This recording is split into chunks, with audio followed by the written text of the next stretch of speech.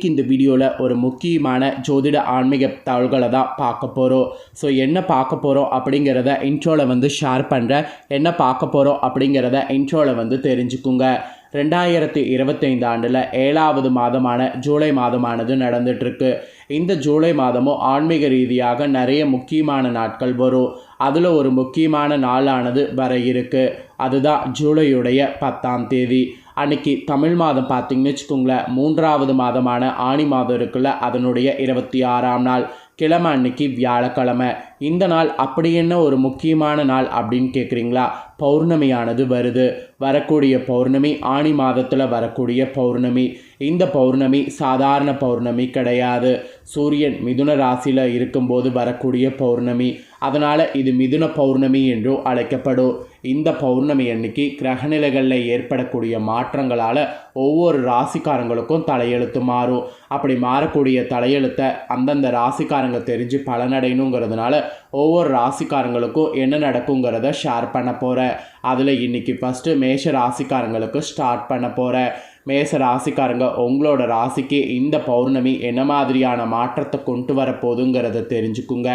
பௌர்ணமி, அமாவாசை இந்த 2 நாளுமே பிரபஞ்சத்தில் மிகவும் முக்கியமான நாள். ஸோ ஒவ்வொரு மாதம் வரக்கூடிய பௌர்ணமி, அந்த அமாவாசை என்ன மாதிரி சிறப்புங்கிறத நான் ஷேர் பண்ணி அதற்கான பலனையும் எக்ஸ்பிளைன் பண்ணிட்டு வரேன்.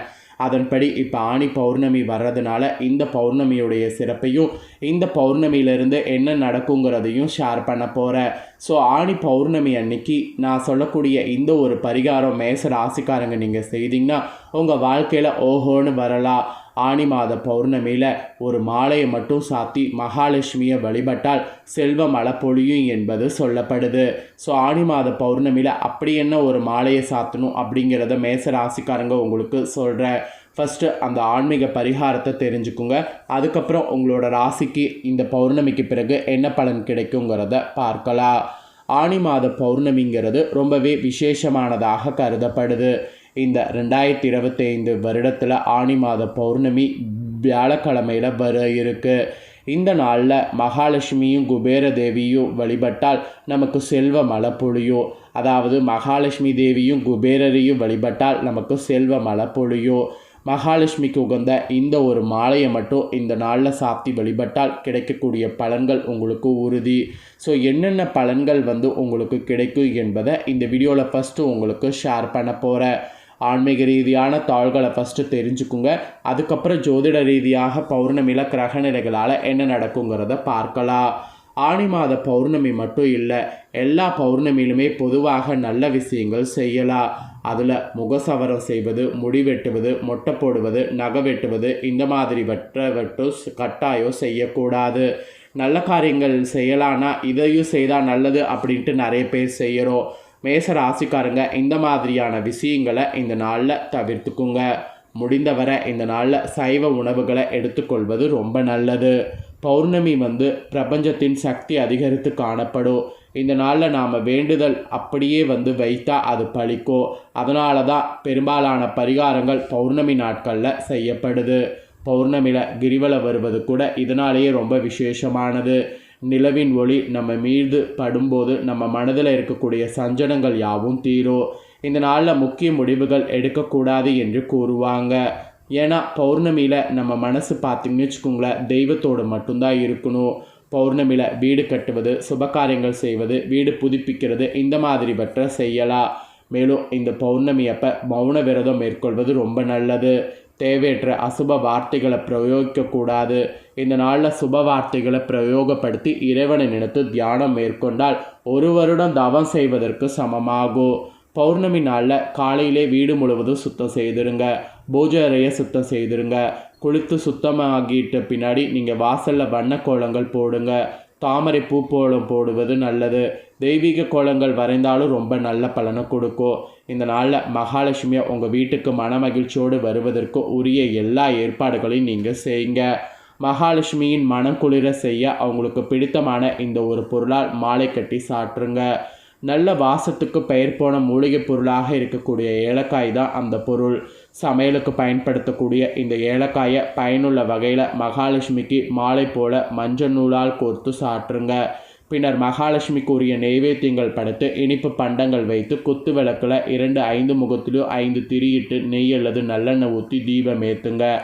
அதே போல் என்னதான் குத்து விளக்கு, காமாட்சம்மன் விளக்கு போன்றவற்றை ஏற்றினாலும் பௌர்ணமி என்று ஒரு அகல் விளக்காவது பூஜை அறையில் எரிய வேண்டும்.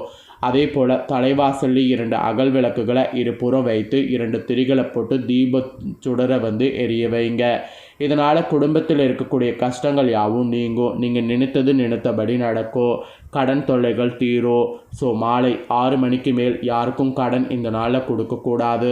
அதே போல் நீங்கள் கடன் தொகையிலிருந்து ஒரு பகுதியை அன்றைய நாள் 6 மணிக்குள் கொடுத்து விட்டு வரலாம். இதனால் விரைவில் கடனும் அடையும் என்பது ஐதீகம்.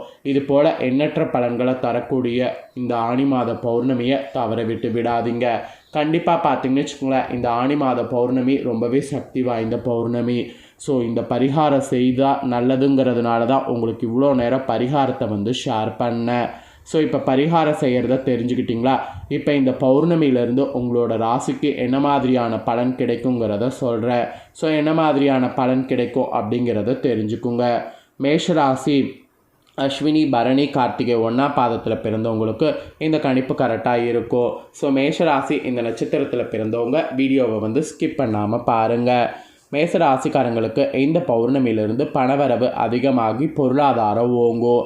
முயற்சிகள்லாம் நீங்கள் செய்கிறதுல சாதகமான பலன் கிடைக்கும். ராசிநாதன் செவ்வாய் சனியை பார்க்கறதுனால சுதந்திர எண்ணமானது உண்டாகும். சின்ன சின்ன விஷயங்களில் கூட மனநிறைவு ஏற்படும். அப்புறம் தொழில் வியாபாரத்தில் ஈடுபட்டு இருக்கிறவங்களுக்கும் உங்கள் வியாபாரம் தொடர்பாக இந்த பௌர்ணமியிலிருந்து பயணம் செல்ல நேரிடலாம். போட்டிகள்லாம் விலகும். வாடிக்கையாளர்கள் கருத்துக்கு மாற்று கருத்து சொல்லாமல் அனுசரித்து செல்வது நன்மை தரும். ஸோ அந்த மாதிரி ரொம்ப ஸ்போர்ட்டிவாக இருக்கணும். அப்புறம் உத்தியோகத்தில் இருப்பவர்களுக்கு கூட இந்த பௌர்ணமியிலேருந்து முன்னேற்றம் உண்டாகும். பணவரவு திருப்தி தரும். மேலிடம் உங்களிடம் நல்ல அணுகுமுறையை நீட்டிக்கும். அது மட்டும் இல்லாமல் மேலிடத்தில் சொல்வதற்கேற்ப நீங்கள் நடந்துக்கிட்டிங்கன்னா ப்ரொமோஷன் கூட கிடைக்கும். அப்புறம் குடும்பத்தில் இந்த பௌர்ணமியிலேருந்து உங்கள் ராசிக்கு மகிழ்ச்சியான சூழ்நிலை காணப்படும். வீட்டில் சுபகாரியங்கள் நடக்கும். உடல் ஆரோக்கியம் பெறும். வார்த்தைகளில் நிதானத்தை கடைப்பிடிப்பது மற்றவர்களிடம் கருத்து வேற்றுமை ஏற்படாமல் தடுக்கும். வாழ்க்கை துணையுடைய நலனில் அக்கறையானது காட்டணும். அப்புறம் அந்த மாதிரியெல்லாம் நீங்கள் இருக்கும்போது உங்களுக்கு நிறைய மாற்றங்கள் ஏற்படும். அப்புறம் பெண்களுக்கு கூட இந்த பௌர்ணமியிலேருந்து பணவரவு அதிகமாகி பொருளாதாரம் ஓங்கும். முயற்சிகளில் சாதகமான பலன் கிடைக்கும். சின்ன விஷயங்களில் கூட கவனமாக செய்யணும். அப்போ தான் பெரிய விஷயங்கள் உங்களால் ஈஸியாக சாதிக்க முடியும். இது பெண்களுக்கு சொல்லப்பட்டிருக்கு. அப்புறம் கலைத்துறையில் இருக்கிறவங்களுக்கு சொல்லப்பட்டிருக்கு. கலைத்துறையில் இருக்கிறவங்களுக்கு இந்த பௌர்ணமியிலேருந்து தேவையான பொருட்களை வாங்கணும்னு நினச்சிங்கன்னா வாங்குங்க. நீண்ட நாட்களாக செய்ய நினைத்த ஒரு காரியத்தை செய்து முடிங்க. மதிப்பு மரியாதை அதில் உங்களுக்கு கூடும். அப்புறம் அரசியலில் இருக்கிறவங்களுக்கு கூட இந்த ஒரு பௌர்ணமிக்கு பிறகு வீண் மனஸ்தாபம் ஏற்பட்டு நீங்கும். நண்பர்களிடையே சுமூக உறவு இருக்க விட்டு கொடுத்து செல்வது நல்லது. வாழ்வில் முன்னேற அக்கறையானது காட்டணும். மன துணிவு உங்களுக்கு அதிகரிக்கும். பணவரவு எதிர்பார்த்தபடி திருப்திகரமாக இருக்கும். ஸோ இந்த மாதிரி பல மாற்றங்கள் ஏற்படும். அப்புறம் மாணவர்களுக்கு கூட சக மாணவர்களுடைய கருத்துக்களுக்கு மாற்று கருத்துக்களை கூறாமல் அனுசரித்து செல்வது சுமூகமான சூழ்நிலையை ஏற்படுத்தும். கல்வியில் கூட முன்னேற்றம் காணப்படும். ஸோ இந்த மாதிரி தான் உங்களோட ராசிக்கு இந்த பௌர்ணமிக்கு பிறகு பலன்கள் கிடைக்கும் என்பது குறிப்பிடப்பட்டிருக்கு. இதில் நட்சத்திரத்துக்கு ஏற்பவும் சொல்லப்பட்டிருக்கு, அதுவும் சொல்கிறேன். ஃபஸ்ட்டு அஸ்வதி நட்சத்திரத்தில் பிறந்த மேசத்துக்கு சொல்லப்பட்டிருக்கு. உங்களுக்கு இந்த பௌர்ணமியிலிருந்து உத்தியோகத்தில் இருப்பவர்களுக்கு வீண் அலைச்சலும் டென்ஷனும் ஏற்பட்டு நீங்கும். வீண் வாக்குவாதங்களை தவிர்ப்பது நல்லது. கணவன் மனைவிக்கிடையே தேவையில்லாத ஒரு விஷயத்தால் கருத்து வேற்றுமை உண்டாகலாம். பிள்ளைகளால் திடீர் செலவு உண்டாகும். ஸோ கொஞ்சம் உஷாராக இருங்க. அப்புறம் பரணியில் பிறந்தவங்களுக்கு சொல்லப்பட்டிருக்கு. உங்களுக்கு இந்த பௌர்ணமியிலிருந்து யாரையும் எதிர்த்து கொள்ளாமல் அனுசரித்து செல்வது நன்மை தரும். வீண் மனக்கவலை, காரிய தாமதம் உண்டாகும். பணவரவு அதிகரிக்கும். வாக்குவன்மை ஏற்படும். உங்கள் பேச்சுக்கு மற்றவர்கள் செவி சாய்ப்பாங்க. புதிய நண்பர்கள் கிடைப்பாங்க. தொலை தூரத்தில் இருந்து நல்ல தோள்கள் சேரும். ஸோ அதெல்லாம் எடுத்துக்கோங்க. அப்புறம் கார்த்திகையில் பிறந்த மேசத்துக்கு சொல்லப்பட்டிருக்கு. உங்களுக்கு இந்த பௌர்ணமியிலிருந்து தொழில் வியாபாரத்தில் முன்னேற்றம் காணப்படும். லாபம் கூடும். பழைய பாக்கிகள் வசூலாகும். வியாபார தொழில் தொடர்பான கடித போக்கு சாதகமான பலனை தரும். புதிய ஆர்டர்கள் கிடைக்க பெறுவீங்க. பணியாளர்கள் மூலம் நன்மை உண்டாகும். உத்தியோகத்தில் இருப்பவர்களுக்கு திறமையாக எதையும் செய்து முடித்திங்கன்னா பாராட்டு கிடைக்கும். ஸோ இந்த மாதிரி நட்சத்திரத்துக்கேற்ப உங்களோட ராசிக்கு என்ன நடக்குங்கிறதையும் சொல்லிட்டேன். ஸோ பரிகாரமும் தெரிஞ்சிருப்பீங்க, உங்கள் ராசிக்கு என்ன நடக்குங்கிறதையும் தெரிஞ்சிருப்பீங்க. ஸோ தெரிஞ்ச இந்த தாள்களுக்கேற்ப நடந்து பலன் பெறுங்க. நீங்கள் இதை பார்த்து பலன் அடைஞ்சது போல் உங்கள் ஃப்ரெண்ட்ஸ் ஃபேமிலியில் இருக்கிறவங்களும் பார்த்து பலன் அடையணும் அப்படின்னு நினச்சிங்கன்னா வீடியோ லைக் பண்ணி உங்கள் ஃப்ரெண்ட்ஸ் ஃபேமிலிக்கு ஷேர் பண்ணுங்கள். உங்கள் ஃப்ரெண்ட்ஸ் ஃபேமிலியில் இருக்கிறவங்களும் வீடியோ பார்க்கட்டும். அவங்களும் மேஷ ராசிக்காரங்களாக இருந்தாங்கன்னா இந்த முக்கியமான தாள்களை தெரிஞ்சு இதற்கேற்ப நடந்து பலன் அடையட்டும். இதே போல் புதிய தாள்களை தெரிந்து கொள்ள சேனலை சப்ஸ்கிரைப் பண்ணுங்கள். நெக்ஸ்ட்டு ரிஷப ராசிக்காரங்களுக்கு பௌர்ணமி பலனோடு வந்து சந்திக்கிறேன். தேங்க்யூ.